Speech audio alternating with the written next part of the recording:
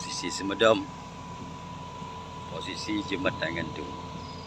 Syederalun Panglima Kodam Iskandar Muda Maijen TNI Niko Fahrizal MT Erhan secara intens memantau update pembukaan jalan ke makam Cut Mutia di Desa Alurime, Kecamatan Pirak Timur, Aceh Utara. Iskandar Muda beserta Informasi terkini pada Minggu 14 Juli 2024, jajaran Kodim 0103 Aceh Utara, Kodim 011 Lila Wangsa melaporkan bahwa perbaikan jalan menuju makam pahlawan Cut Mutia yang berjarak kurang lebih 1.700 meter di Desa Alurime telah tembus hingga ke lokasi makam.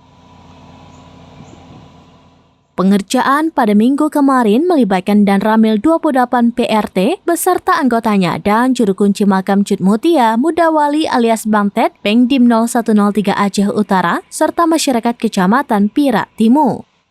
Kegiatan yang melibatkan satu unit ekskavator atau beko dan satu unit bulldozer adalah memperbaiki jalan yang selama ini sudah tidak bisa lagi dilalui dan sudah putus karena dikikis air.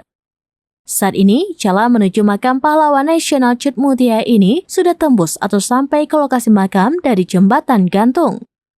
Jembatan Gantung yang menjadi titik terakhir ditempuh kendaraan roda 4 berjarak sekitar 1,7 km dari lokasi makam. Menanggapi laporan itu, Pangdam Iskandar Muda kepada serambinews.com pada Senin 15 Juli 2024 menyatakan telah memerintahkan prajurit di lapangan memberikan detail secara rinci kondisi jembatan gantung dan kondisi jalan setelah jembatan gantung hingga ke lokasi makam.